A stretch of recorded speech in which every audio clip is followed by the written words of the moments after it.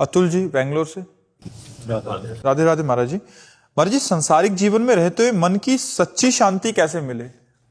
भजन के बिना शांति, त्याग के बिना शांति, ज्ञान के बिना शांति असंभव है।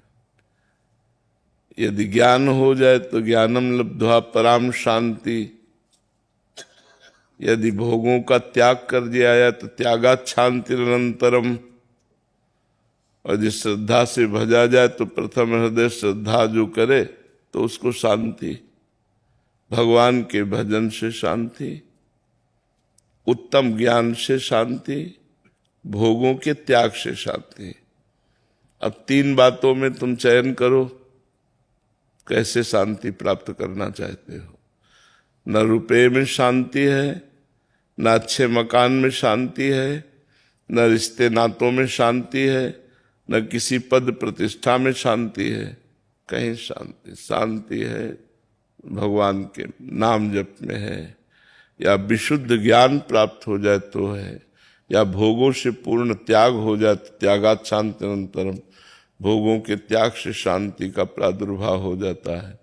क्योंकि संसार में जितने भोग भोगे जाते हैं सब दुख योनया है, दुख प्रदान, परिणाम में दुख प्रदान करने वाले हैं। प्रारंभ में सुखद लगते हैं, तो यदि प्रारंभ में सुखद लगते हैं, परिणाम में इनका विष है। यदि तज्ञे अमृतोपमम परिणामे विस्मयु तत्सुखम राजसम स्मृतम। ये रजोगुणी बार बार जन्म मरण के चक्र में फंसाने वाले भोग हैं, इनमें शांति कहाँ है। तो इसलिए नाम जप करो और धर्म में जीवन व्यतीत करो। जो धर्म में जीवन व्यतीत करता है, भगवान का नाम जप करता है, परोपकार करता है, उसका हृदय शांत हो जाता है, उसका जीवन शांतिमय हो जाता है। तो शांति चाहिए तो शांति के मार्ग में चलना पड़ेगा। अब अशांति के मार्ग में चलकर शांति प्राप्त करना तो बड़ा कठिन है, इसलिए नाम जप करो। साध्वी प्रेम प्रिया जी। महाराज जी, संत माता जी का प्रश्न है। महाराज जी, आप कह रहे थे कि आपने भारतीय संप्रदाय में दीक्षा लिया था और गुरुदेव के उधर ही आश्रम में ही 10 साल से थे, बट अभी क्या हुआ, पूर्व संस्कार थे या कैसे ही इनकी प्रीति भगवत मार्ग में, प्रेम मार्ग में हो गई और नारायण नाम से इनको बहुत प्रेम हो गया महाराज जी। बट महाराज जी, अभी क्या शरीर भी कैंसर रोग से ग्रसित हो गया, अभी साधना का भी कोई वो नहीं रहा, और मतलब दवाइयां चल रही हैं, फिर बार बार नींद आती है, फिर अभी इनको समझ नहीं आ रहा कि आगे का मार्ग कैसे करें, क्योंकि इनका बिल्कुल रुचि नाम में हो गई। आपका सत्संग सुनते हैं। हाँ, तो अभी का मार्ग आगे का बस हर समय नाम जप करते रहो। शरीर जिस समय छूट जाएगा उसी समय भगवान की प्राप्ति हो जाएगी। इसमें ये नहीं होता कि इतना जपने के बाद ही मोक्ष प्राप्त होता है। अगर हम अभी बोले नारायण और हमारा शरीर छूट जाए तो हमें अभी भगवत प्राप्ति हो जाएगी। अब कब शरीर छूटेगा इसका पता नहीं, इसलिए मुझे हर श्वास नाम जप करने का अभ्यास करना है कि एक भी क्षण हमारा नाम से विमुख न जाए, हर समय नाम चलता रहे। इसलिए चिंता की तो कोई बात नहीं, हर समय नारायण नारायण नारायण जपो। मार्ग में जहाँ दीक्षित हुए थे वहाँ अद्वैत मार्ग था, वो काफी समय उसमें, बट अभी बिल्कुल रुचि उधर रही नहीं। नाम जप करो, नाम जप करो, द्वैत के चक्कर में मत पड़ो। नजरों में हम मूर्ख हैं, वो गुरु अपराध तो नहीं हो रहा है ऐसे। नारायण ही गुरु हैं, नारायण रूपी गुरु की शरण में हो, उनका नाम जप कर रहे हो, सब द्वैत अद्वैत का ज्ञान सब कुछ हो जाता है, भगवान के भजन से होता है। खूब नाम जप करो। क्या सन्यासी लोग नारायण नारायण नहीं कहते? ओम नमो नारायण है तो फिर बस, फिर आप चिंता मत करो, खूब नाम जप करो। डॉक्टर शुभ्रा दुबे जी, केडीमेंट। राधे राधे महाराज जी। महाराज जी, हमेशा मन में नेगेटिव बात ही पहले क्यों आती है? मतलब हम पॉजिटिविटी क्यों नहीं लेके आ सकते उसको? हृदय हमारा जब अपवित्र होता है तो नकारात्मक सोचें फेंकता है, और जब पवित्र होता है तो सकारात्मक सोचें। तो हमें नाम जप के द्वारा, शास्त्र स्वाध्याय के द्वारा, तीर्थ अवगाहन के द्वारा, संत समागम के द्वारा अपने हृदय को पवित्र करना चाहिए, जिससे हमारा हृदय सकारात्मक सोच वाला हो जाए।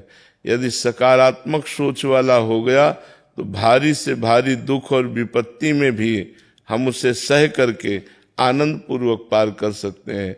अगर नकारात्मक सोच रहा तो सुख सुविधा में भी वो नकारात्मक सोच लाकर हमें दुख दुविधा में फंसा देगा। भारी चिंता, भारी शोक, कहीं ऐसा ना हो जाए, ऐसा हुआ तो कहीं ऐसा ना हो जाए, वो इतने निगेटिव सोच डाल देता है कि आदमी सुख सुविधा में है, कोई समस्या नहीं, फिर भी वो समस्याओं में फंसा रहता है आंतरिक। और इतना समस्या बढ़ जाती है जब हमारे पाप बढ़ जाते हैं। देखो, आदमी को एक रास्ता नजर आता है, कितने लोग हैं जो अपने आप को नष्ट कर देते हैं। ये नकारात्मक सोच का परिणाम है। निगेटिव बढ़ता चला गया, डिप्रेशन में पहुंच गया, डिप्रेशन में बस कुछ कंट्रोल नहीं रहा, अपने आप को कर लिया। इसलिए हमें लगता है नकारात्मक सोच बढ़ने लगे तो उसे तुरंत रोको। गंगा आदि पवित्र नदियों का अवगाहन करो, स्नान करो, पवित्र ग्रंथों का स्वाध्याय करो, संतों का संग करो, नाम जप करो। इससे आपका हृदय पवित्र हो जाएगा और पवित्र हृदय में ही सकारात्मक पॉजिटिव सोच होती है। जुगदीप जी, राधे राधे महाराज जी। महाराज जी, मेरा प्रश्न है कि हम 14 घंटे ऑफिस में रहते हैं, उसके बाद हमें कुछ ही समय मिलता है आराम का और सोने का। ऐसे में हम नाम जप कब और कैसे करें फिर, मतलब? तो 14 घंटे ऑफिस में बराबर आप ऑफिस का काम तो नहीं करते रहते, किसी का भी हो, बराबर आप लगे तो नहीं रहते, समय रहता है। तो बीच में जो आपको खाली समय मिले उस समय आप राधा राधा राधा राधा काउंटर रख लीजिए, अंगूठी की तरह पहन लीजिए। जो लैपटॉप में या जो भी आपको जो भी कार्य मिला हो वो कार्य करते समय उस कार्य को कीजिए, शेष समय में नाम जप कीजिए। और जब आपका 14 घंटे का समय पूरा हो जाए तो 1 मिनट आंख मूंदिए, हाथ जोड़िए और हे भगवान करुणा में, ये जो हमारा 14 घंटे का समय था वो मैं आपको समर्पित करती हूँ, कृष्णार्पणमस्तु। आपका भजन बन गया।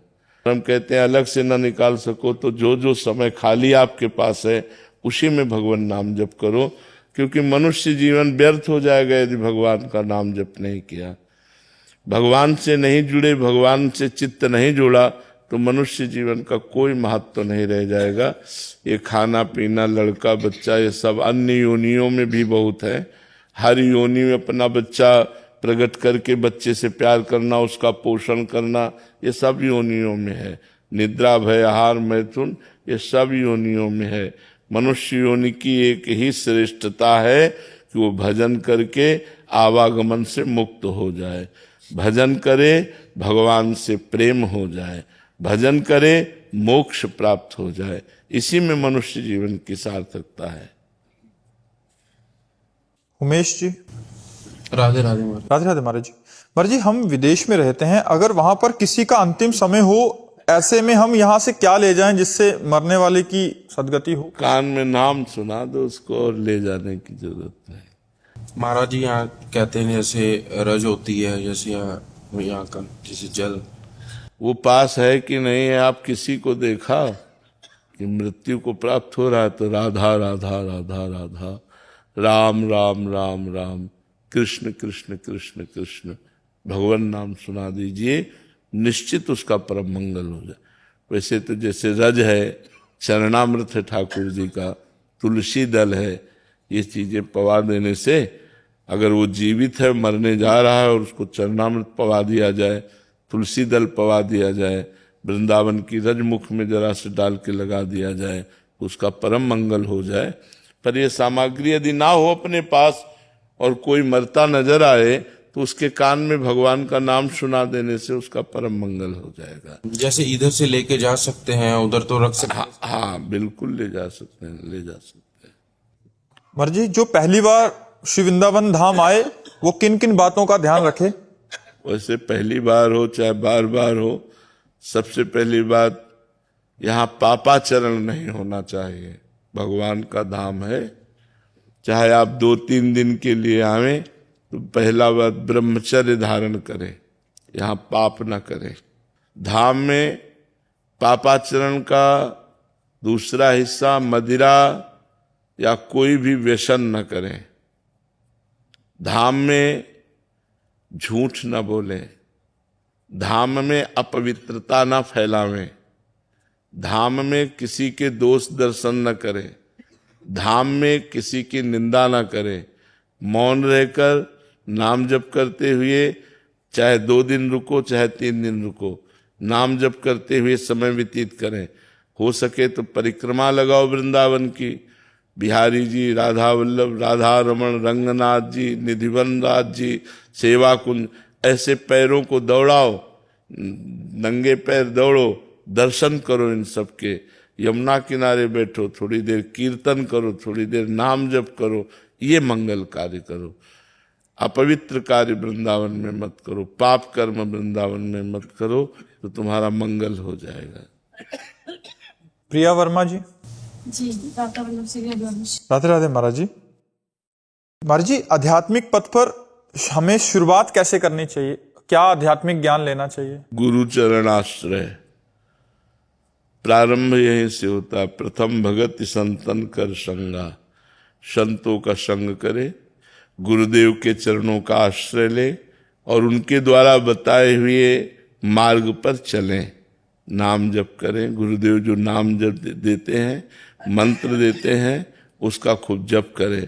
सबसे पहला मार्ग है भगवान का नाम जप करना, गुरुदेव की शरण होना, उनके बताए हुए मार्ग से चलना। अगर हम नाम जप नहीं करेंगे तो गुरुदेव की शरणागति का कोई महत्व नहीं रहा। गुरुदेव की शरणागति का महत्व है नाम जप करना, अधिक से अधिक। हम सबसे प्रार्थना करते हैं अगर आप छोड़ सको तो शराब पीना, मांस खाना, पराई स्त्री से व्यभिचार करना, दूसरे का धन हड़पना, ये बातें छोड़ दो और नाम जप करो, तो तुम्हारा मनुष्य जीवन इस लोक और परलोक दोनों जगह आनंदित रहेगा। इस लोक और परलोक दोनों जगह तुम्हारी उन्नति होगी। तुम्हारा कोई बाल बांका नहीं कर सकता यदि तुम हमारी ये बात मान लो। लेकिन कलिकाल है, लोग बहुत कम अच्छी बातें स्वीकार करते हैं, बुरी बातें बहुत जल्दी स्वीकार कर लेते हैं। लेकिन फिर भी काफी परिवर्तन है। लोग आकर के बताते हैं कि हम छोड़ दिए हैं। काफी परिवर्तन है समाज में। जो सत्संग सुनते हैं उनसे काफी सुधार हुआ है, सत्संग से काफी सुधार होता है। हमें कई लोग आके यहाँ बताते हैं कि पहले खाते पीते थे अब छोड़ दिए, तो काफी सुधार होता है। यदि हम सत्संग सुने, साधु संग करें तो काफी सुधार हो जाएगा। महाराज जी, आपका एक और प्रश्न है कि प्रेम और करुणा का क्या महत्व है? महाराज जी, प्रेम और करुणा यही तो जीवन का सार है। पर यहाँ संसार में कहीं प्रेम नहीं है, यहाँ मोह है, यहाँ आसक्ति है, यहाँ राग है। हृदय से कैसे स्वीकार करें किसको? प्रेम और करुणा को? नाम जप, प्रेम मूल या नाम है। हम जो हर उत्तर नाम से देते हैं ना, क्योंकि नाम में ही सब कुछ छुपा हुआ है। जितना नाम जप करोगे तो हृदय में प्रेम भगवान के प्रति प्रकट होगा। इन शरीरों के प्रति प्रेम नहीं होता, उसे मोह कहते हैं। इन शरीरों से प्रेम नहीं होता। ये शरीर तो नाशवान है, आज है कल नहीं है। प्रेम भगवान से होता है, मोह शरीर से होता है। मोह का नाश होता है, प्रेम अविनाशी होता है। प्रेम प्रतिक्षण वर्धमानम होता है, प्रेम विकार रहित होता है। मोह में विकार होते हैं, प्रेम निर्विकार होता है। आयुष ठक्कर जी गुजरात से। श्री हरिवंश महाराज जी। महाराज जी, अगर हमारा तन अलग है, मन अलग है, तो हम तन से जो सात्विक घर का खाना खाते हैं या फिर बाहर का खाते हैं, तो उसका असर हमारे मन पर कैसे होता है? अलग किसने कहा? अलग कहाँ है? सब एक में ही तो मिले हुए हैं, प्रकृति के ही तो है। प्रकृति का तन है, प्रकृति का ही मन है। अलग है आत्मा, किसका प्रश्न है? अलग है आत्मा। आत्मा पर किसी का कोई प्रभाव नहीं पड़ता, न सतोगुण का, न रजोगुण का, न तमोगुण का। ये सतोगुण, रजोगुण, तमोगुण प्रकृति के हैं, तो शरीर भी प्रकृति का है और अंतःकरण भी प्रकृति का है, तो इसीलिए उस पर प्रभाव पड़ता है मन पर। तन, मन, बुद्धि, चित्त, अहंकार, इंद्रिया, ये सब माया में है। इसीलिए इन पर प्रभाव पड़ता है। आत्मा सबसे अलग है, तो इस पर न पाप का प्रभाव पड़ता है, न पुण्य का प्रभाव पड़ता है, न सतोगुण, न रजोगुण, तमोगुण का किसी का भी प्रभाव नहीं पड़ता। आत्मा त्रिगुणातीत है और ये सब त्रिगुण के अंतर्गत है। भजन करो तो जान जाओगे, नाम जप करो खुद। ठीक है। शिवम कुमार सिंह जी। राधा वल्लभ श्री राधा वल्लभ श्रीवंश महाराज जी, प्रेम का वास्तविक स्वरूप क्या है महाराज जी? प्रेमी का विरह या मिलन? दोनों स्वरूप है, दोनों स्वरूप है। वास्तविक स्वरूप दोनों है। पहला है विरह और फिर है मिलन। किसका है? हाँ, और पहला और दूसरा दोनों एक साथ बने रहते, कभी पूर्ति नहीं होती। तन मन के बिछुरे नहीं, चाह बढ़े दिन रैन, कबहु संजोग न मानहि, देखे भरी भरी नैन। ये प्रेम का स्वरूप है कि न तन से दूरी है और न मन से दूरी है, पर तृप्ति नहीं हो रही।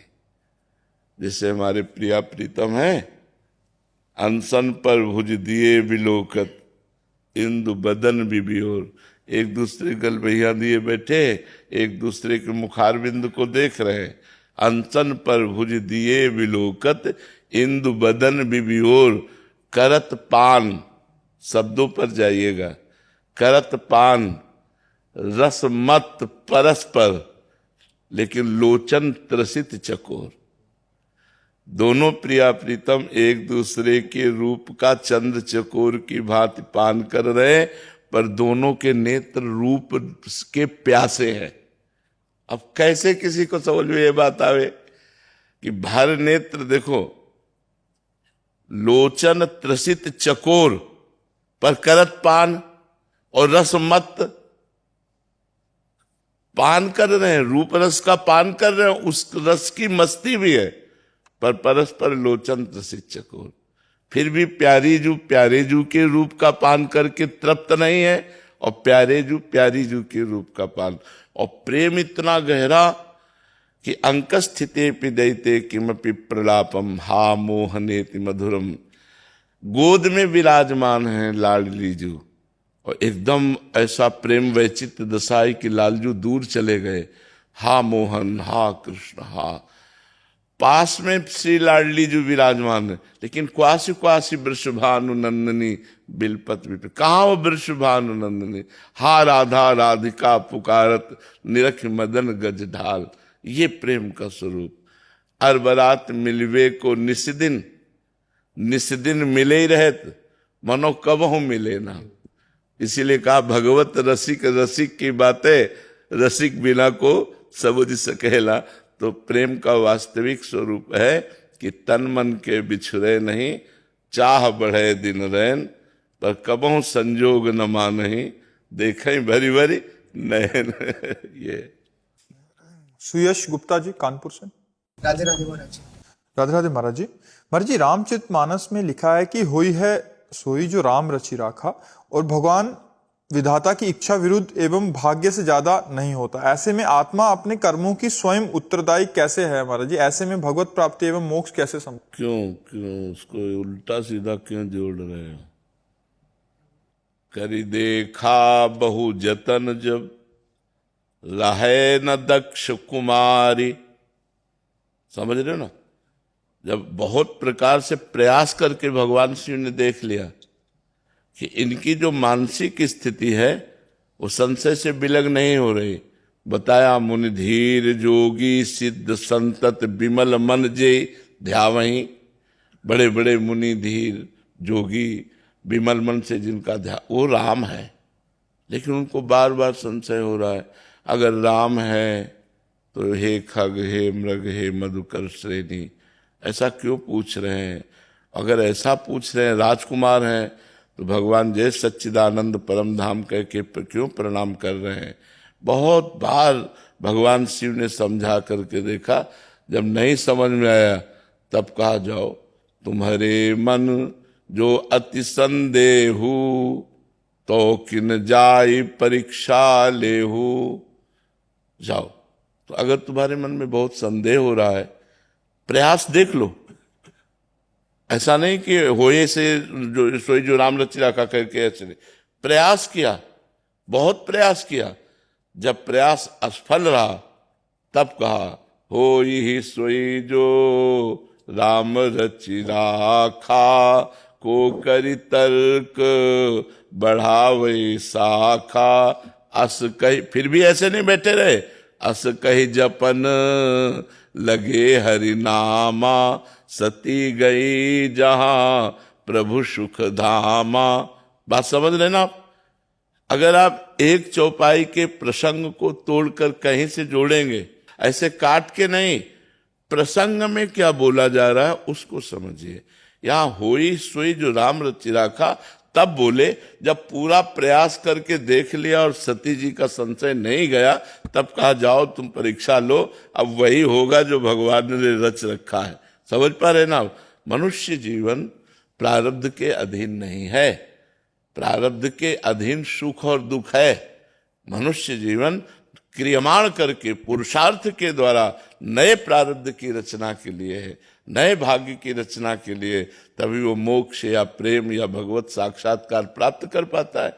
ऐसा थोड़ी है कि हमारे जो भाग्य में लिख दिया गया है बस उतना ही होगा, इसके आगे कुछ नहीं होगा। कैसी बात करते हो? फिर मनुष्य जीवन की दुर्लभता क्या रही? दुर्लभो मानुषो देहो, फिर इसकी दुर्लभता क्या रही? वो केवल प्रारब्ध भोग सकता है। हम नए प्रारब्ध की रचना करेंगे, हम नए भाग्य की रचना कर सकते हैं। ये हमारे मनुष्य शरीर की दुर्लभता है। बात समझ में आ रही है ना बच्चा? अब इधर की बात इधर जोड़ करके दोनों को तो फिर वो नहीं बन पाए। प्रसंग से प्रसंग, बुद्धिमान आदमी वही है जो प्रसंग से प्रसंग को जोड़े, तब उत्तम उसका अर्थ निकल पाएगा। नहीं तो फिर गड़बड़ हो जाएगा ना।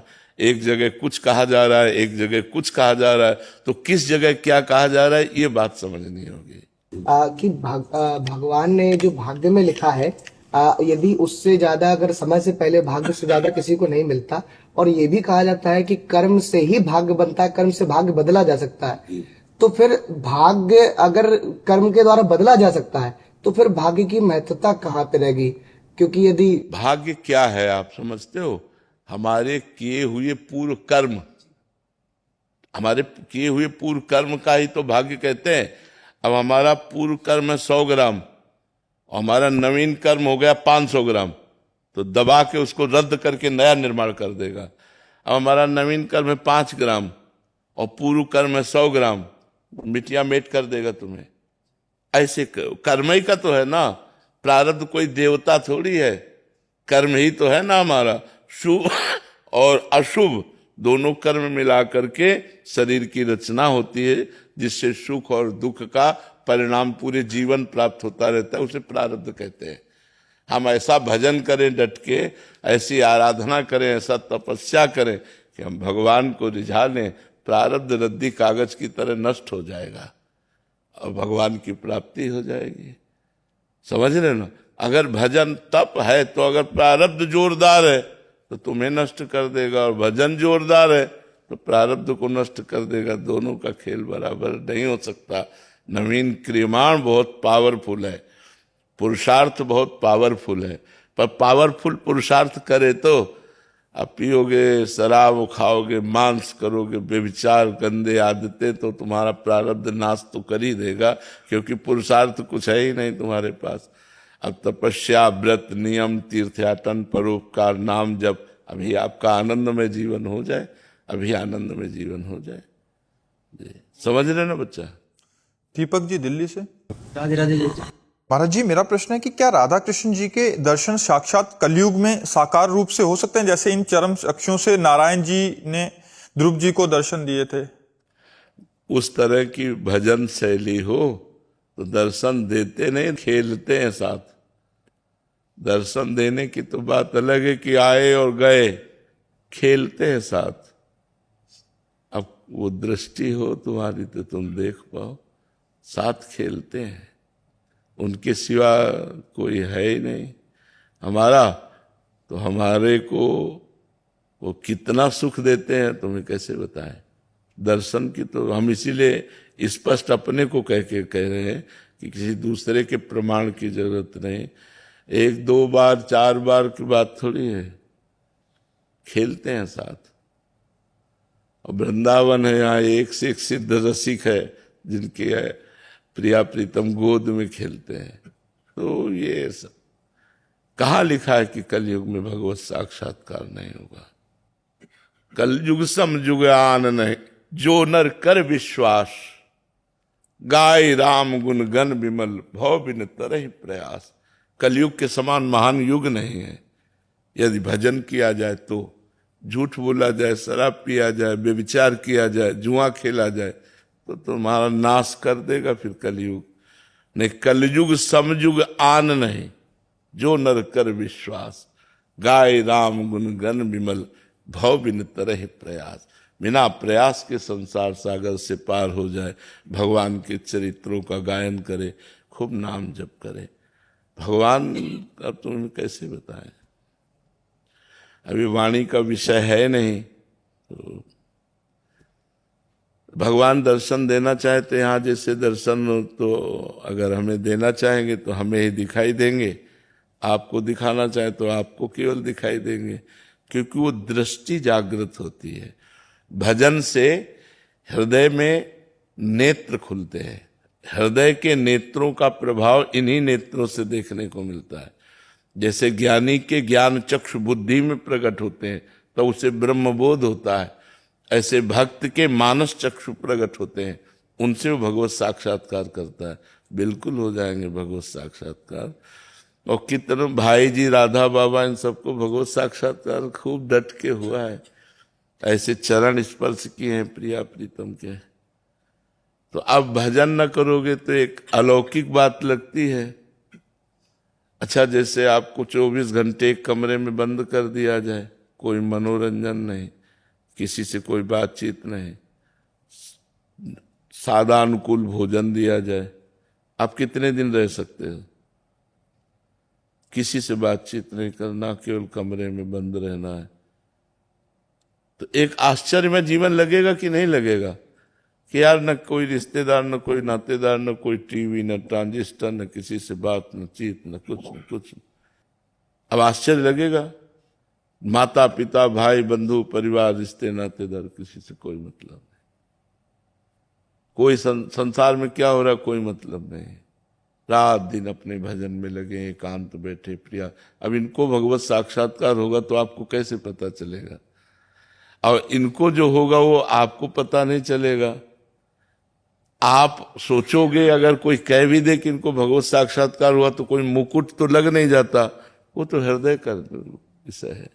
तो इसलिए ये कहाँ लिखा है कि कलयुग में भगवत साक्षात्कार नहीं हो सकता? कलयुग में सब युगों से ज्यादा भगवान की कृपा है और जल्दी भगवत साक्षात्कार कलयुग में होता है। ये बात समझो। पारुल जी, राधे राधे महाराज जी। महाराज जी, आप कह रहे हैं कि जैसे राधा नाम जप करते हैं तो बट इनको जो ठाकुर जी के साथ प्रियतमा रूप में महारानी जी नजर आती हैं, बट ये कह रहे हैं कि कीर्तन जब ठाकुर जी उनका करते हैं तो ये उनके वास्तविक स्वरूप को जानना चाहते हैं कि वो उनका वास्तविक स्वरूप। भजन से समझ में आएगा, वास्तविक स्वरूप बातों से समझ में थोड़ी आएगा। किसका प्रश्न है? भजन से स्वरूप में। अनुभव गम में भजें जय संता, रात दिन भजन करो, प्रभु से प्रार्थना करो, वो अपने वास्तविक स्वरूप को जना देंगे। क्योंकि जितना जाने तुम्हारी बुद्धि के अनुसार जाने, समुद्र की कोई था ले पाएगा क्या? तो भगवान ज्ञान समुद्र है, प्रेम समुद्र है, रूप समुद्र है, वैराग्य समुद्र है, ऐश्वर्य समुद्र है। तो भगवान को कैसे कोई माप सकता है कि इतना ही है? जितना समझ में आया उतना समझ में आया। जैसे मच्छर भी उड़ता है और गरुड़ भी उड़ते हैं, लेकिन आकाश का कोई अंत पा सकता है क्या? ऐसे ही भगवान का कोई अंत पा सकता है? उनका एक नाम अनंत है। तो जो प्रिया प्रीतम का प्रेम रूप है वो भजन से समझ में आएगा। किसी रसिक महापुरुष की शरण होकर खूब नाम जप करो, वही प्रिया प्रीतम अपने स्वरूप का अनुभव करा दे। ये कोई वाणी का विषय नहीं है कि वो ऐसा है। जिसे वेद नेति नेति कहते हैं, उसे ये तुच्छ वाणी क्या वर्णन कर सकती है कि वो ऐसा है। जैसे महाराज जी एक माँ है, उनके पुत्र या पुत्री के साथ कुछ गलत होता है तो वो एक मोह में आके किसी आदमी जिसने गलत किया उसके साथ गलत कर सकती हैं। उसी तरह एक आदमी अपने इंद्रियों के कारण दुष्कर्म करता है, तो ये जब हिसाब होगा तो ये कैसे होगा? ये तो इंद्रियों के द्वारा किया गया है, तो आत्मा को इसका पाप कैसे मिलेगा? सेना लड़ती है और पराजित होती है तो बंदी कौन बनाया जाता है? राजा। पराजय किसकी मानी जाती है? राजा की मानी जाती है। सेना अगर विजयी हुई तो जय किसकी मनाई जाती है? बस ये जो इंद्रियों का और मन का गलत या अच्छा करना है उसका परिणाम आत्मा के ऊपर जाएगा। वो राजा है, उसको भोगना पड़ेगा। अगर इंद्रियां गलत है तो सुअर कुत्ता आदि दुर्गति को वही आत्मा प्राप्त होगी। अगर इंद्रियां सही है तो देवलोक, तपलोक, महालोक, जनलोक, ये इंद्रियां भगवान में लय हो गई तो वही आत्मा भगवान को प्राप्त हो जाती है। बात समझ में आ रही ना? हाँ, ये इंद्रियां उसकी सेना है। काम क्रोध से पराजित हो गई तो दुर्गति, और काम क्रोध से जीत गई तो सदगति। तो भगवान ने यही तो कहा, मयि एव मन आधत्स्व मयि बुद्धिम निवेशय, तो निवशेष्यसि मयि एव अत ऊर्ध्वं न संशया। तुम अपने मन और बुद्धि को मेरे में लगा दो तो मेरे में निवास करोगे, इसमें कोई संशय नहीं है। तो लगाओ मन बुद्धि को प्रभु में लगाओ, नहीं लगाओगे तो दुर्गति को प्राप्त होगे। क्योंकि मन बुद्धि अगर प्रभु में नहीं लगेंगे तो भोगों में लगेंगे, गलत आचरणों में लगेंगे तो उनकी दुर्गति तो पक्की है। तो मन बुद्धि की दुर्गति क्या है? आत्मा सहित उसको बंधन प्राप्त होगा। क्योंकि कंट्रोल क्यों नहीं किया? राजा के हुक्म से ही सेना आक्रमण करती है। अगर सेना कमजोर हुई तो राजा कमजोर माना जाता है, और सेना बलवान हुई तो राजा बलवान माना जाता है। ऐसे ही हमारी इंद्रियां यदि भोगों में गई और परास्त हो गई तो हमारी दुर्गति पक्की। ऐसा देखो, यहां भी देखो, मान लो इंद्री से कोई पाप बन गया तो पिटाई किसकी होती है? पूरे शरीर की होती है, और सजा आत्मा सहित पूरे शरीर को 20 साल की कैद। उसी इंद्री को कष्ट दिया जाता है जिस इंद्री ने पाप किया है, लेकिन नहीं, पूरे शरीर को कष्ट दिया जाता है। पूरे तीनों शरीरों पर उसका प्रभाव पड़ता है। उसको जेल होती है, आत्मा को क्लेश होता है, नहीं होता है? तो इसलिए हमको अपनी इंद्रियों को बचा के रखना है। कलिकाल है, बहुत हाहाकार बचा हुआ है गंदगी का, गंदी वायु चल रही कलिकाल में। बेविचार, नशा, चोरी, हिंसा, ये सब बाहुल्यता, जो बच जाए वही बच जाए। कितना गंदा स्वभाव होता चला जा रहा है हमारे समाज का। एक भाई भाई के प्रति प्यार नहीं है। मतलब आश्चर्य की बात है, हमें तो भाई शब्द से ही लगता है कि ये प्यार हो जाना। हमारा भाई है तो हमें कितना प्यार होना चाहिए, हमारी माँ है हमें कितना प्यार होना चाहिए, हमारा पिता है कितना प्यार होना चाहिए। ये सब संबंधों में एक छल कपट आ गया, एक बहुत दूरियां हो गई, इतना स्वार्थ बढ़ गया। ये कलिकाल मतलब बड़ा विचित्र है। पति पत्नी कितना प्यारा संबंध है, क्या हो रहा है सब? देखो कलिकाल की हवा कैसी चल रही, कितना गंदा होते जा रहे, हर संबंध गंदे होते चले जा रहे। तो हमारी इंद्रियां गंदी होती जा रही, हमारी दुर्गति का कारण बनता चला जा रहा है। ये तो कहो भगवान की बड़ी कृपा है कि आप लोग कृपा करके साधु समाज में आए हैं, सत्संग सुन रहे हैं, अपने जीवन को संभालना चाहते हैं। ये तो कौन सब मौज मस्ती संसार की ऐसी हवा चली हुई है कि पूछो मत। कोई बिरला ऐसा होगा जो धर्म से चलना चाहे, नहीं सब मनमानी चलना चाहते हैं, नहीं चलना चाहते। जो मनावे सो खाओ, जो मनावे सो पियो, जो मनावे सो करो, तो इससे तो दुर्गति हो जाएगी। धर्म से चलोगे, धर्म से खाओगे पियोगे, धर्म से कमाओगे तो तुम्हारा मंगल हो जाएगा। द्रोण जी गुजरात से। जी हरिवंश महाराज। जी राधे राधे महाराज जी। महाराज जी, काशी में भोले बाबा का साक्षात्कार को ही भगवत प्राप्ति माना जाएगा, जैसे आप? हाँ बिल्कुल, पूर्ण है। हाँ पूर्ण है। भगवान शिव, भगवान श्री हरि, भगवान ब्रह्मा जी, ये सब भगवत स्वरूप है, सब भगवत स्वरूप है। पर जब प्रेम की बात आती है तो देखो, भगवान शंकर भगवान श्री कृष्ण के चरणामृत को अपने माथे पे धारण किए हुए हैं। गांगम वारि मनोहारि मुरारि चरणच्युतम त्रिपुरारि शिरश्चारि पापापहारि पातुमाम। मुरारी चरणच्युतम, मुरारी के चरणारविंद से जो गिरा हुआ चरणामृत है वही गांगम वारी मनोहारी। मनोहर गंगा जी भगवान शिव की जटा में विराजमान। जब भागीरथ जी ने तपस्या की गंगा जी को प्रसन्न करके भूतल पे लाने के लिए ब्रह्मा जी को रिझा लिया, तो गंगा जी ने कहा मुझे भूतल पर रोकेगा कौन, क्योंकि मैं ब्रह्मलोक से जाऊंगी तो सीधे रसातल पहुंच जाऊंगी। तब भगवान शंकर से आराधना की कि आप रोक सकते हो। तो भगवान शंकर अपनी दृष्टि से भी गंगा जी को रोक सकते थे, कर कमल में भी रोक सकते थे। भगवान शंकर हैं, लेकिन हरि का चरणामृत है इसलिए जटाएं खोल दी।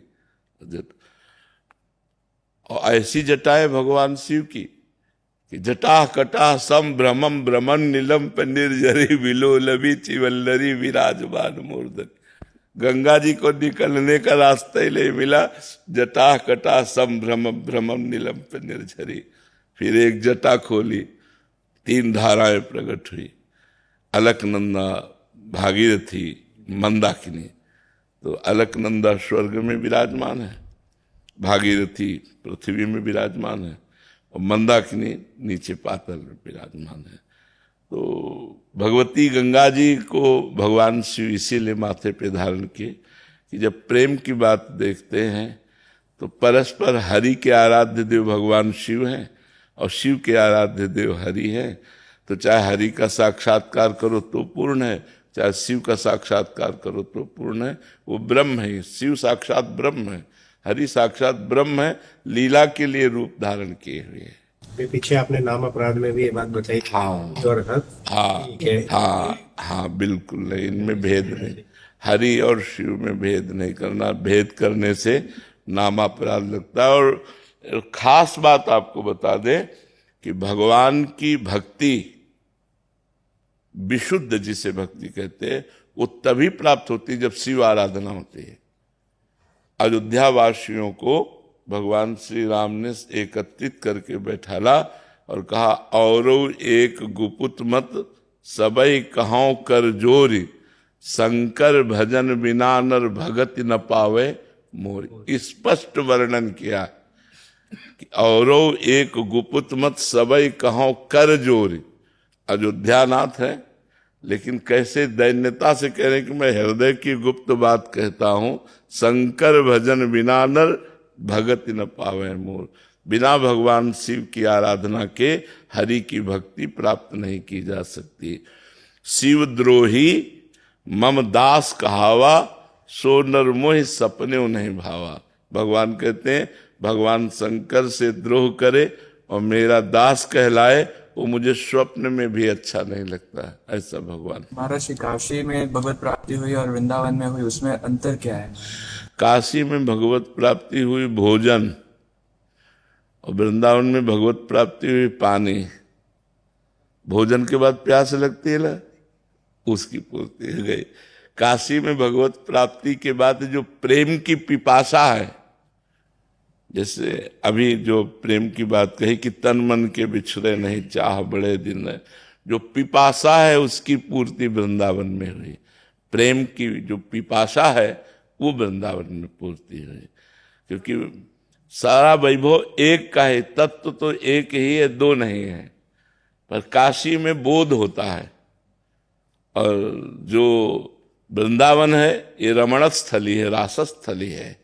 यहाँ उसका जैसे आत्माराम भगवान अपने आप में रमण करते हैं, ऐसे ही भगवान का जैसे शिव तत्व का बोध होने के बाद इस प्रेम तत्व का रसास्वादन वृंदावनेश्वरी श्री राधा किशोरी के चरणारविंद की प्रधानता रखते हुए तब होता है।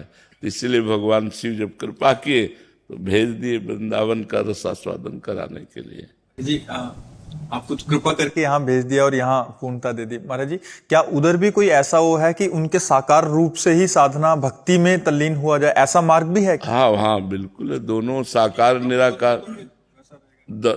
निराकार दोनों रूप है और उनमें भी अत्यंत आसक्ति करके प्रेम में जीवन व्यतीत किया जा सकता है। पर वो जहां उनसे कोई प्रेम करेगा तो फौरन वो भगवान श्री कृष्ण के चरणों में भेज देंगे। नरसिंह जी ने अनन्य प्रेम किया भगवान शिव से, तुरंत भेज दिया रास में। राधा बाबा ने अनन्य प्रेम किया भगवान से, तुरंत रास में भेज दिया। वो परम वैष्णवाचार्य भेज देते हैं तुरंत कृपा। चलो हमारा उन्हीं का तो विलास है, रास विलास उन्हीं का है, किसी और का नहीं है। वही श्री कृष्ण, वही शिव है, वही राधा है, वही जगदम्बा है, कोई और थोड़ी। वही है, तत्व तो एक है, विलास उन्हीं का है। तो जब उनसे प्रेम करो तो अपने प्रेम विलास में भेज देते हैं। अगर मोक्ष प्राप्त करना चाहते हो तो उनका निराकार स्वरूप है, आत्मस्वरूप, आत्मा का बोध प्राप्त करके मुक्त हो जाए। महाराज जी, जो महापुरुष जन वहां से यहाँ ट्रांसफर हो जाते हैं, भक्ति में उनका चित्त लग जाता है और जैसे आपने कहा कि उनकी कृपा से ही यहाँ हो जाते हैं, तो महाराज जी उनको अपूर्णता तो नहीं लगती कि वो उनकी कमी या उनकी याद या वही पूर्ण लग जाता है कि यही वही है, वही यही है? अब कोई समझ पावे कि न समझ पावे, भगवान शिव से कितना प्रेम है ये भगवान शिव ही जानते हैं, क्योंकि 20 वर्ष अनन्य आराधना भगवान शिव की रही। अब उन्होंने जैसे प्रिया प्रीतम के चरणों में भेज दिया और अब क्यों कि अब जैसे कर्पूर गौरम करुणावतारम, वही करुणामयी गौरी किशोरी है। जो गौरांग गंगाधर है वही गौरांगी प्रिया जी है। भावना इसमें, अब जब भावना टिक गई तो अब हटा के पूर्व में ले जाने के लिए क्षमता नहीं रह गई। हमें बड़ा आश्चर्य है, जिनके लिए जी रहे थे, जिनसे सब कुछ प्राप्त हुआ, ये मन की क्या दशा हो गई कि वही ऐसे, ये मतलब गुप्त बात अंदर की है। तो ऐसा नहीं है कि उसमें अपूर्णता हो या ऐसा लगे कि हमने छोड़ दिया है, ऐसा नहीं है। अभी भी महाराज जी प्रेम महाराज जी वैसा ही रहता है, हर दूसरे दिन कहीं ना कहीं ज्योतिर्लिंग से प्रसाद। हाँ, अब देखो उनका कृपा प्रसाद देखो, 12 ज्योतिर्लिंग में कहीं ना कहीं का, हाँ कहीं ना कहीं का प्रसाद उन्हीं का, तो उन्हीं का सारा प्रसाद है। पर अब जैसे हम तो ऐसे समझते हैं कि बिटिया का विवाह जैसे ससुराल में कर दिया जाए ना, और तेरे दिन अटैची लेके मैके में खड़ी रहे तो माता पिता क्या कहेंगे? नहीं, उनको बुरा लगेगा कि यार मतलब जब आओ तो पति के साथ आओ, और कभी कभी आओ नहीं अपनी पति की सेवा में रहो। तुम्हारे तेरे दिन अटैची लिए हमारे पास खड़ी रहोगे। तो ऐसे ही समझो भगवान शिव ने हमको राधा वल्लभ जी के चरणों में दे दिया, तो अब पूर्ण चित्त राधा वल्लभ जी, यही शिव जी की इच्छा है कि पूर्ण चित्त राधा वल्लभ जी के चरणों में दो, हमारा काम हो गया, आप आगे बढ़ो, ऐसा है। दर्शन ही पवित्र कर, आप तो पवित्र कर रहे हैं, हम हृदय को। खूब नाम जप में चित्त बस लगाया जाए, अपने लोग मिलकर के, सब शास्त्रों का और सब संतों का जो अवगाहन हुआ, मिलन हुआ, उससे पता चला नाम जप ही सर्वोपरि है। बात करें जैसे हमारा नाम में मति रहे, संतन में मति रहे, सदगुरु में मति रहे, और हमारे जो कामनाएं है थोड़ा निष्कपट है, ठाकुर जी को समर्पण कर सके, ये सब शांत हो जाएंगी कामनाएं।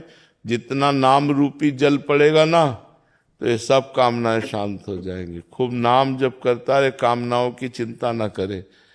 जैसे अंदर भूत भविष्य का चिंतन आता है, कामनाओं का चिंतन आता है, उसमें परेशान ना हो। अपना काम है नाम जप करना, वो सब धीरे धीरे डिलीट हो जाएंगी, शांत हो जाएंगे। अब ऐसे आशीर्वाद करें हमारा कामना जैसे निष्कृत। हाँ बिल्कुल। ठाकुर इस चरण में हमारा मोती मन जीवन यापन करना, जितने कपड़े से काम चल जाए, जितने वस्तु से काम चल जाए, पर निरंतर भजन करना, सार बात भजन है। संग्रह परिग्रह से जितना बच सके उतना कृपा है। हमें क्या करना है? बॉक्स रख के हमें क्या करना है कि अगले साल ये लोई काम आएगी तो अगले साल ठाकुर दे देंगे। हमें जरूरत क्या है? जितने कपड़े से काम चल जाए, जितने भोजन से काम चल जाए, उतना पेट में डाले।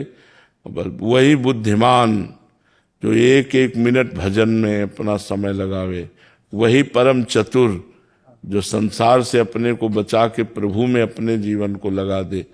नहीं तो ये सम्मान प्रतिष्ठा और सब दुनिया का बाजार लग जाती है, फिर वो भजन में चित्त नहीं लगता। इसलिए गुप्त रूप से अगला पगला बन करके भजन कर ले जाए तो बहुत जोर की बात होती है। नहीं, अपने को बुद्धिमान साबित ना करे, गंवार साबित करके अगर निकल जाए तो बहुत बड़ी बात है। बुद्धिमान साबित कर दिया तो संसार फंसा लेता है, पकड़ लेता है, और वो फिर पूजने लगता है, चेला बन जाते हैं। फिर हो गया भजन, भजन हो गया। जो एकांतिक भजन था वो सब खत्म हो जाता है। बस वही उन्हीं के आशीर्वाद, उन्हीं का पोषण। और कहाँ आए थे श्री कृष्ण को रिझाने, और कहाँ रिझाने लगे संसार को। सागर ही बढ़ते ही जाते हैं, सागर कामना तो सागर है, वो तो बढ़ता ही जाता है। इसीलिए धन्य है आप लोगों का जीवन। छुप के भजन करो, अपने को गुप्त रखो, संसार से दूरी बना के रखो। जितने से काम चल जाए उतना लो, और जितने से काम हमारा चल गया इसके बाद हमको नहीं लेना, चाहे जो कुछ भी हो। जैसे मान लो हम आपको दे रहे हैं और आपके पास है और आप नहीं लेना चाहते, तो उसकी प्रक्रिया होती। लिया हाथ में, माथे पे लगाया, बड़े दैन्यता से महाराज हमारे पास है, किसी और को दे देना, ऐसे प्रार्थना की जाती जिससे देने वाले को दुख न हो। जैसे मान लो गृहस्थ कोई दे रहा है तो उससे तो इतने नहीं हमें नहीं चाहिए, लेकिन अगर विरक्त कोई दे रहा है तो हम पहले लेते हैं और उसे माथे में लगाया और फिर महाराज हाँ हमारे पास है, आप ऐसा। तो खूब भजन करो। बस प्रार्थना है कि अगला पगला बन करके कोई पूछे भजन संबंधी बात तो बात ना बतावे।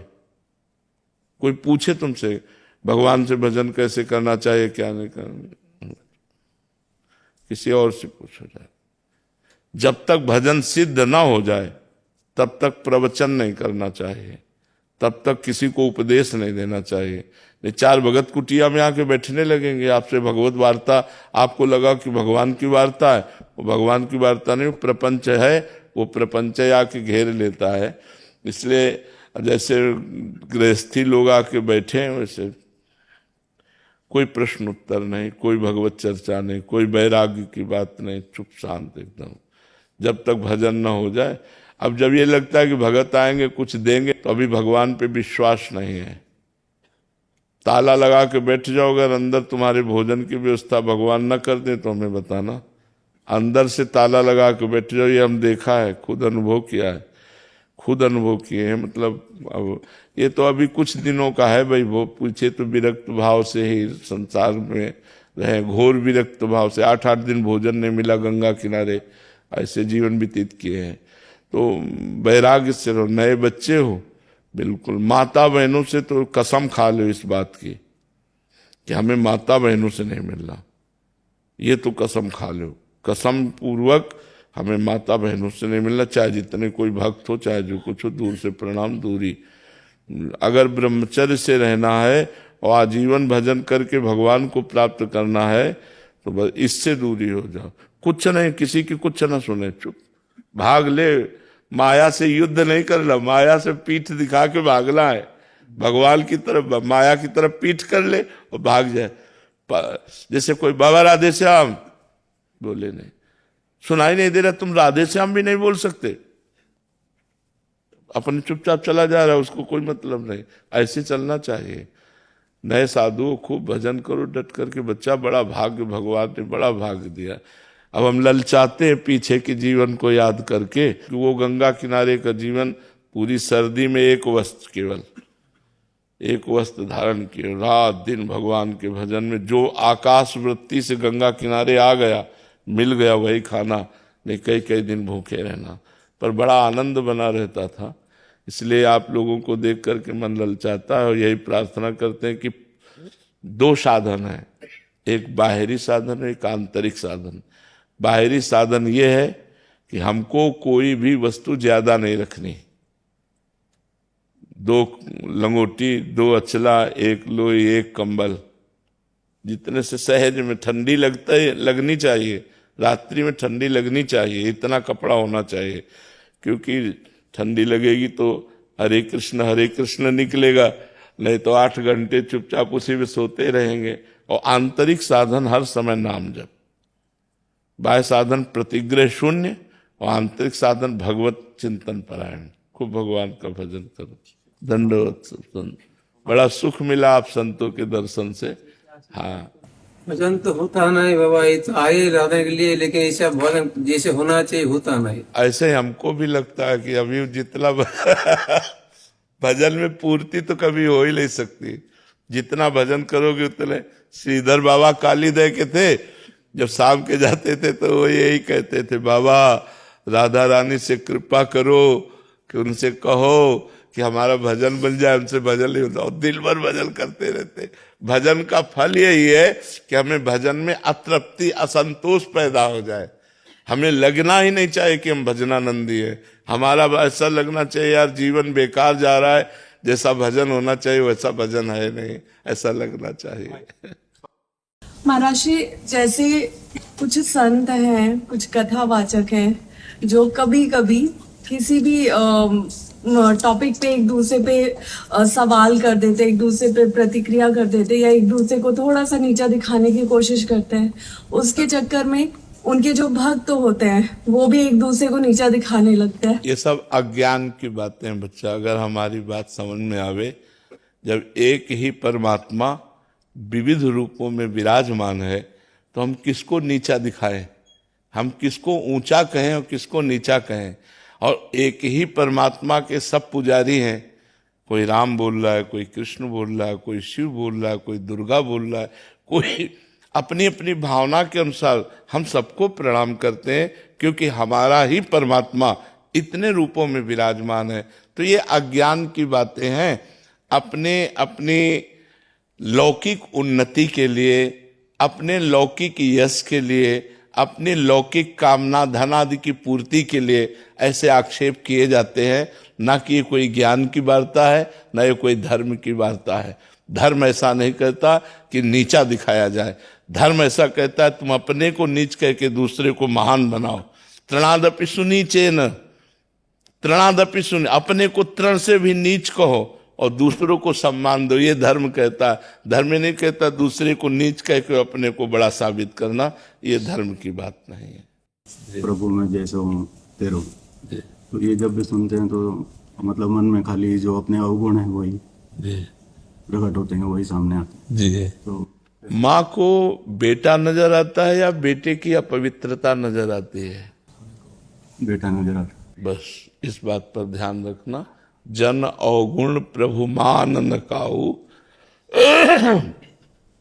दीन बंधु अति मृदुल स्वभाव। हमारे प्रभु माँ की तरह वात्सल्य करते हैं अपने शरणागत पर। तो अन्य लोगों की दृष्टि में तो बालक के मल आदि दिखाई देता लिपटा हुआ, लेकिन माँ को सिर्फ बेटा नजर आता है।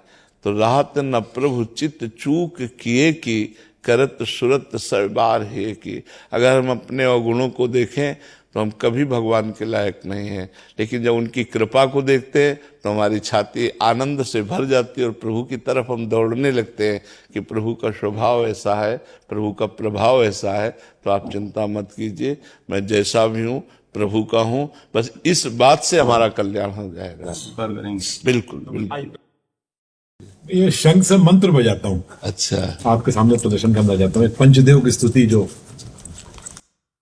श्री गणेशाय नमः। वक्रतुंड महाकाय सूर्यकोटि समप्रभ निर्विघ्नं कुरु मे देव सर्वकार्येषु सर्वदा।